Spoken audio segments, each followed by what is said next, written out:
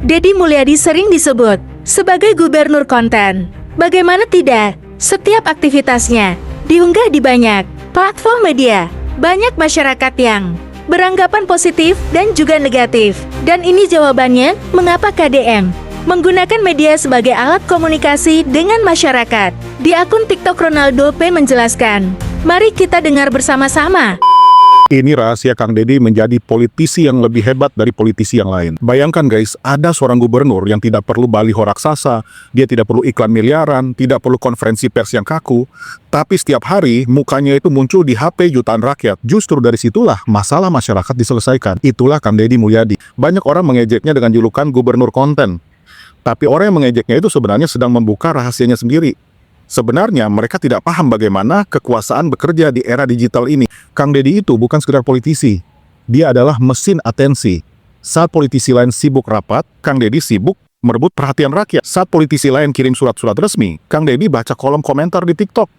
Saat politisi lain masih debat prosedur, Kang Deddy sudah nelpon Kapolda dari pinggir jalan. Itu bukan pencitraan, itu perang kecepatan. Kang Deddy paham satu hal yang tidak dipahami 90% politisi di Indonesia. Di zaman algoritma, yang paling terlihat adalah yang paling berkuasa. Birokrasi itu lambat, algoritma itu instan. Dengan jutaan followers di TikTok, YouTube, Instagram, dan Facebook, Kang Deddy mengubah media sosial menjadi sistem pengaduan publik tercepat di Jawa Barat.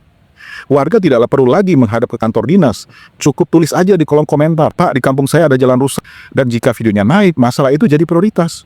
Itulah mengapa dia terlihat seperti selalu ada tuh di mana-mana. Bukan karena dia sok hadir, tapi karena memang algoritma membawanya ke setiap masalah-masalah itu. Sekarang, mari kita jujur deh.